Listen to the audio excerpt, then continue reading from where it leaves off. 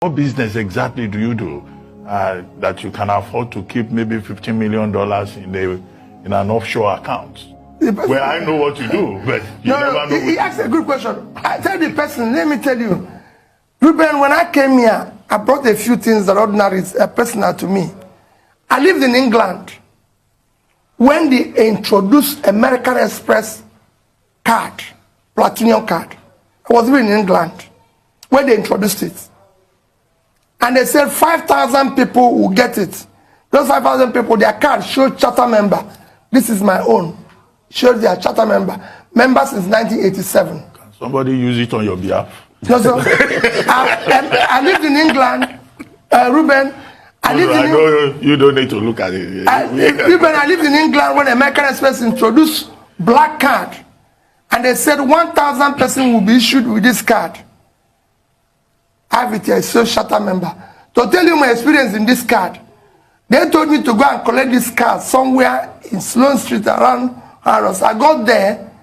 When I came out from the station, the man who was in the office where I was going to collect it asked me,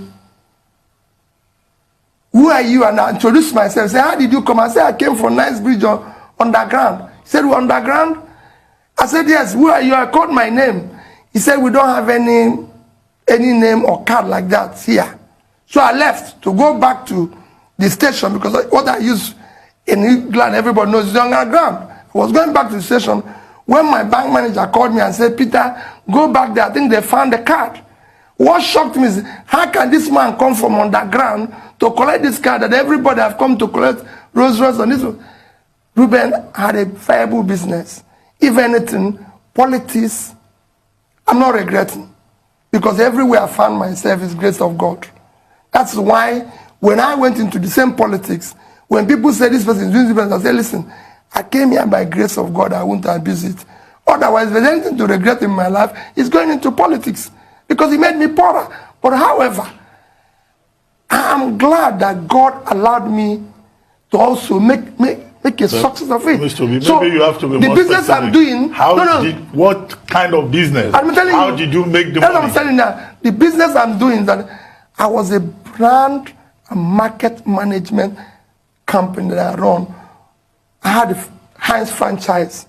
You can go and look. I was the sole importer of Heinz salad cream, baked beans. Just to give you an example of one company. South African breweries, who's the international breweries, I was their sole engineer. I can go on and on.